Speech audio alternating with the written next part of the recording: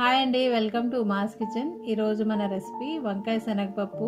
ఇది చాలా tasty recipe అండి, చాలా బాగుంటుంది. చాలా మంది ఫంక్షన్స్ లో వంకాయ శనగపప్పు కంపల్సరీగా పెడతారండి. ఇది చాలా ఫేమస్ కర్రీ. ఇప్పుడు ఇది మనం ఎలా వండుకోవాలో చూద్దామండి. ఇవి అర్ధ కిలో వంకాయలండి. దానికి నేను ఒక హాఫ్ కప్పు శనగపప్పు నానబెట్టుకున్నా. ముందుగా మనం వంకాయలు కట్ చేసుకుని సాల్ట్ వాటర్ లో వేసుకుని పెట్టుకోవాలి. అలాగే శనగపప్పు కూడా ఒక గంట ముందు నానబెట్టుకుని పెట్టుకోవాలి. ఇప్పుడు కర్రీ చేద్దామండి.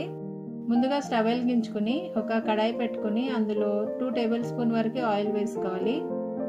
ఆయిల్ కొద్దిగా కాగిన తర్వాత ఒక పెద్ద ఉల్లిపాయ ఇలా స్లైస్ చేసుకుని వేసుకోవాలండి.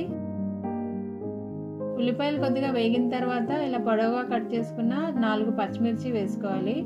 అలాగే కరివేపాకు కూడా వేసుకుని ఒక హాఫ్ స్పూన్ పసుపు వేసుకుని ఫ్రై చేసుకోండి. ఉల్లిపాయలు వేగిపోయినాయి. ఇప్పుడు అందులో ఒక స్పూన్ అల్లం వెల్లుల్లిపాయ పేస్ట్ వేసుకుని పచ్చివాసన పోయేంత వరకు వేయించుకోవాలి.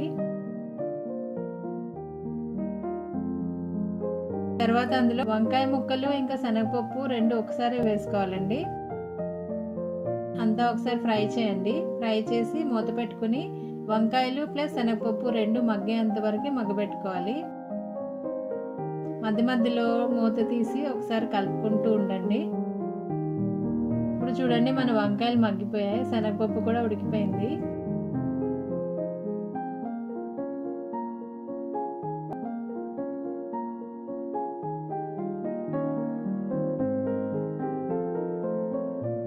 ఇప్పుడు అందులో రుచికి తగినంత ఉప్పు, ఒక స్పూన్ కారం వేసుకుని అంతా కలుపుకుని మూత పెట్టుకుని ఒక 3 to 4 మినిట్స్ ఉడకనివ్వాలండి లో ఫ్లేమ్ లో.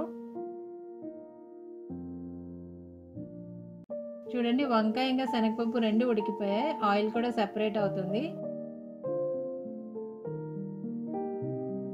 ఇప్పుడు అందులో హాఫ్ స్పూన్ గరం మసాలా ఇంకా కొత్తిమీర కూడా వేసుకుని అంతా ఒకసారి కలుపుకోవాలి.